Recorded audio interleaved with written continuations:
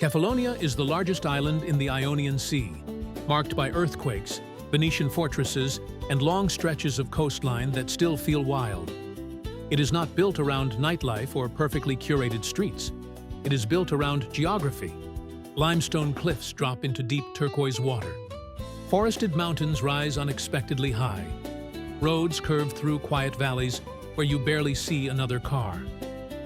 You don't come to Kefalonia for convenience. You come for landscape and that special Greek vibe.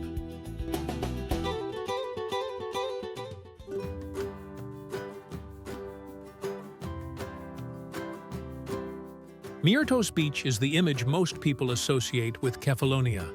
From the clifftop viewpoint, it looks almost unreal. A bright white crescent framed by limestone cliffs and the deep blue Ionian Sea.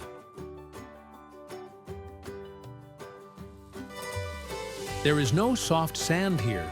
The beach is made of large white pebbles that reflect the light intensely and give the water its electric color. They get hot at midday, and the stones shift underfoot as the seabed drops off quickly. Myrtos sits on the northwest coast, about 30 minutes from Assos. It is reached by car via a steep, winding road off the main west coast route. Just before the descent, the main viewpoint delivers the classic postcard shot. Parking is available both at the bottom of the access road directly behind the beach and at several points along the upper road near the viewpoint. In July and August, the lower lot fills quickly, especially from late morning onward.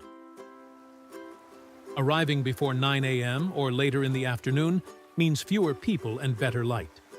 There are limited facilities, a seasonal beach bar, a few organized sunbeds and umbrellas, and basic toilets, but no large promenade or restaurant strip. Sea conditions vary. On calm days, the water is clear and inviting. When winds pick up, waves can become powerful, and the sudden depth makes swimming challenging. So it is important to assess conditions carefully. Myrtos is not about comfort. It is about scale, contrast, and one of the most striking coastal views in the Ionian.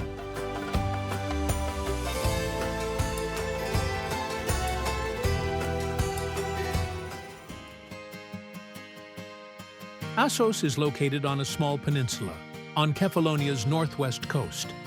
It is reached by a winding mountain road from Myrtos or from Fiskardo in the north. Parking is limited near the village entrance, especially in summer.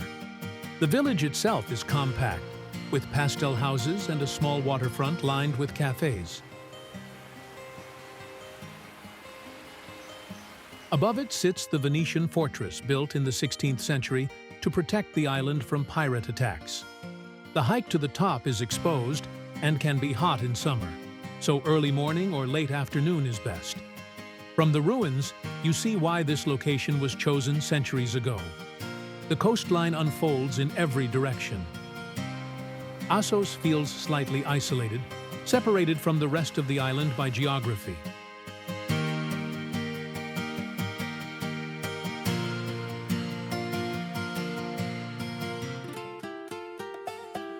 Fiskardo feels different from the rest of Kefalonia.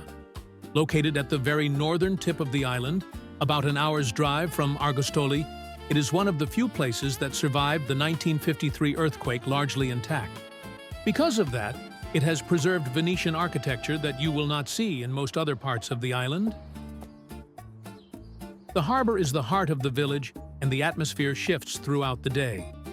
In the morning, it feels quiet and local. By afternoon, especially in summer, it becomes busier as day trippers explore the promenade. The town center is compact and easy to walk. A single waterfront street curves around the harbor, lined with tavernas, cafes, small boutiques, and mini-markets. Behind the waterfront, narrow lanes lead slightly uphill into residential streets with restored houses and shaded courtyards. If you walk just 5 to 10 minutes away from the harbor, the atmosphere becomes noticeably quieter. There are small coves nearby. Melissani Beach is just a short drive from the harbor. Many visitors also rent small boats here to explore the northern coastline and secluded bays. In the evening, the light softens, and the harbor feels elegant without being loud. It is one of the few places on Kefalonia that leans slightly upscale, but it still retains enough character to avoid feeling artificial. Fiskardo is less wild than the west coast and less busy than Argostoli. It is compact, walkable, and visually refined, a place shaped by history, boats, and light.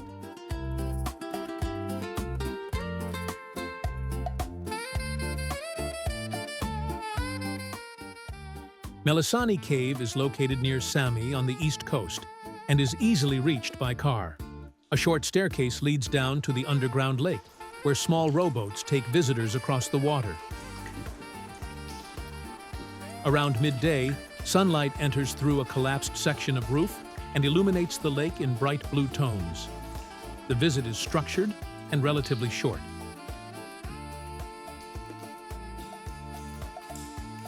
Drogarati Cave is close. You walk down into a massive chamber filled with stalactites. The acoustics are so strong that concerts have been held here. Argostoli is the capital of Kefalonia and the island's main working town. It sits on the southwest coast along a wide natural harbor and feels more lived in than resort-focused villages. The town center revolves around Platea Valianu, the main square a few blocks from the waterfront.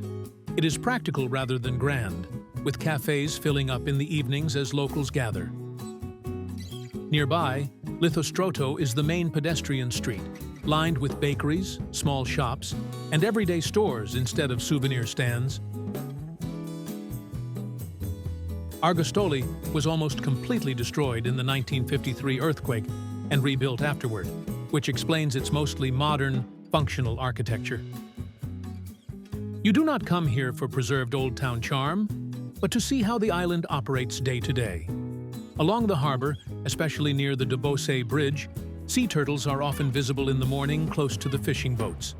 The waterfront promenade is a popular evening walking spot with open views across the bay. Kefalonia International Airport is about a 10 to 15-minute drive south of town, making Argostoli the most convenient base on the island, with easy access to beaches and villages within 30 to 45 minutes by car.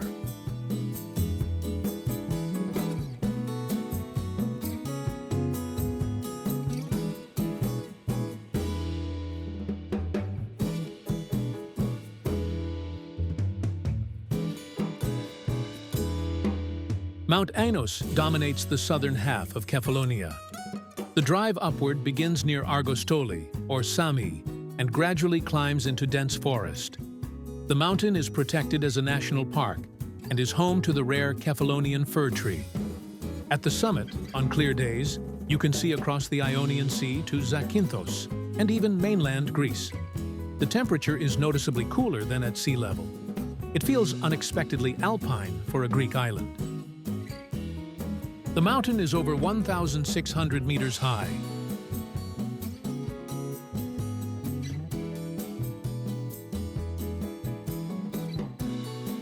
Chai Beach lies on the western Paliki Peninsula, about 40 minutes by car from Argostoli, including the drive around the bay or ferry crossing to Luxuri. Unlike Myrtos, she has soft reddish sand and a gently sloping seabed. The surrounding clay cliffs are known for their soft texture. The water is usually calmer here, making it more accessible for relaxed swimming. It feels less dramatic, but more comfortable.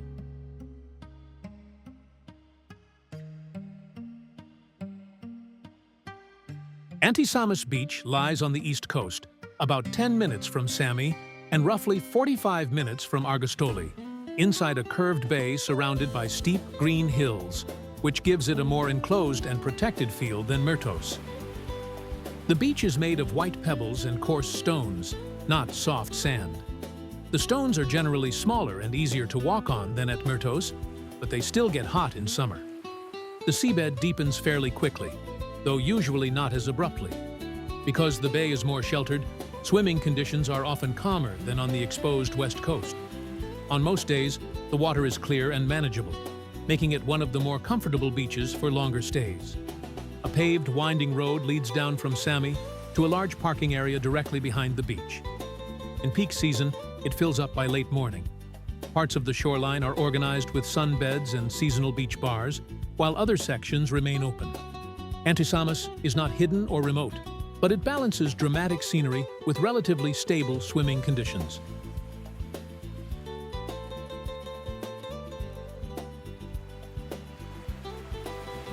Agia Eleni lies on the outer western edge of the Paliki Peninsula, about 20 minutes from Lixouri by car.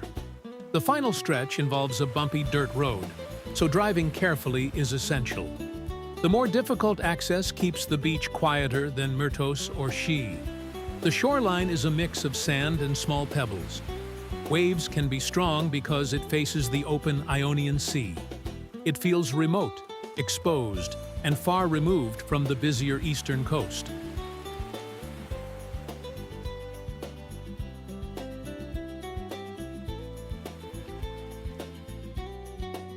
Sami functions as one of the island's main ferry ports. It feels practical and open, built around a wide harbor with mountain backdrops. The waterfront promenade runs parallel to the marina, lined with tavernas, cafes, and small hotels. Ferries connect Sami to other Ionian islands and mainland Greece, which gives the town a steady flow of movement. Because of its location, Sami is close to several key sites. Antisamos is only a short drive south, and both Melissani Cave and Drogarati Cave sit just inland. That makes Sami one of the most convenient areas for exploring the island's eastern side without long drives. Sami is not dramatic or romantic. It is functional, well-connected, and surrounded by strong natural scenery.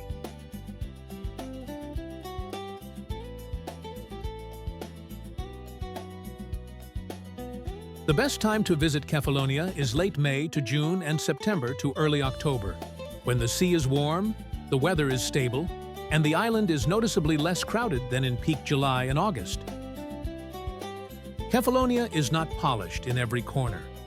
Some towns are modern, some beaches are pebbled, and the roads can be slow and winding. Personally, I prefer islands with more soft and sandy beaches, but there are other very good reasons to come to Kefalonia. It's a place where you move around, explore different coasts, and adjust expectations.